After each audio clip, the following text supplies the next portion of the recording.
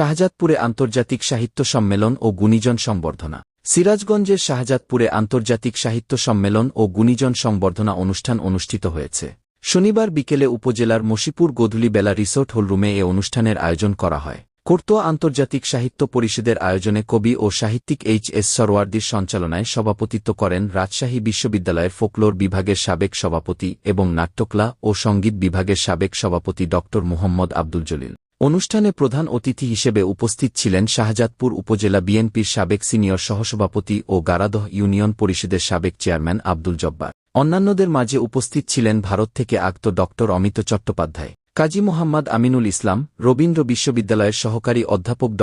রওশন আলম, কবি ও লেখক আশরাফ পিন্টু, গারাদহ ইউনিয়ন বিএনপির সাবেক সভাপতি আফছার আলী, সাধারণ সম্পাদক আব্দুল মতিন সহ গণ্যমান্য ব্যক্তিবর্গ উপস্থিত ছিলেন। সাহিত্য সম্মেলনকে ঘিরে দেশের বিভিন্ন প্রান্ত থেকে কবি, সাহিত্যিক ও সংস্কৃতিপ্রেমীদের উপস্থিতিতে অনুষ্ঠানে প্রাণবন্ত পরিবেশ সৃষ্টি হয়। এ সময় সাহিত্য চর্চা, সংস্কৃতি ও সমাজে বিশেষ অবদানের জন্য গুণীজনদের সংবর্ধনা প্রদান করা হয়। আয়োজকরা বলেন, সাহিত্য ও সংস্কৃতির বিকাশ এবং কবি সাহিত্যিকদের মধ্যে পারস্পরিক যোগাযোগ বৃদ্ধির লক্ষ্যে এ ধরনের আয়োজন গুরুত্বপূর্ণ ভূমিকা রাখবে। ভবিষ্যতেও সাহিত্য ও সংস্কৃতির প্রসারে বিভিন্ন কর্মসূচি অব্যাহত রাখার প্রত্যাশা ব্যক্ত করেন।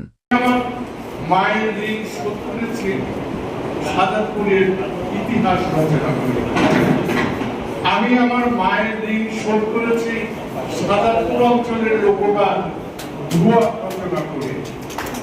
আমি আমার গ্রামকে গোটা বিশ্বের সামনে তুলে ধরেছি বন্দীগণের ইতিহাস রচনা করে।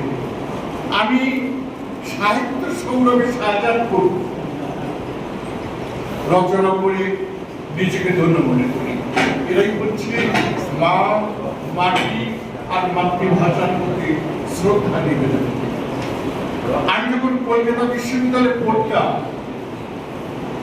আমাকে যখন বলতো আপনার ঠিকানা কোথায়, আমি নেওয়ার পরে আমি নৌকা পার হয়ে ওই ভ্যানে উঠে আমি গেলাম।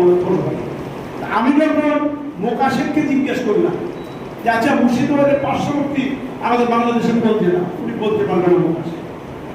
আর হিন্দু বদলে তিনি আমাকে ভ্যান নিয়ে আমাকে যখন ওই ভোরবাগে নিয়ে যাচ্ছে, ওনাকে যখন আমি ভাগীরথী নদী পার হইতে নৌকার উপরে যখন জিজ্ঞেস করলাম বলে কেন রাজশাহী,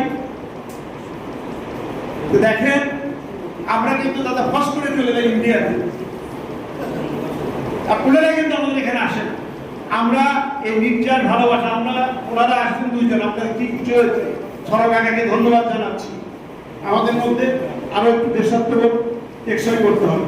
আর মানিক ভাইকে কেন্দ্র করে আমি একটা কবিতা বলবো, সেটা হলো যে দেখিতে গিয়েছি পর্বতমালা, দেখিতে গিয়েছি সিন্ধু, দেখা হয়নি চক্র মেলিয়া, ঘর হতে শুধু দুই পা ফেলিয়ে একটি ধানের শিশির নিচে একটি শিশির বিন্দু। মানিক ভাইয়ের সাথে এইভাবে আমার ইন্টারাকশন হয় নাই যতটা হয়েছে ভাবির সাথে।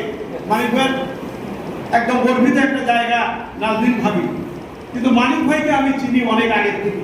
আমি কিভাবে মানিক ভাইকে আবিষ্কার করেছি, কিভাবে চিনেছি, কিভাবে চোদ্দার জায়গায় বসে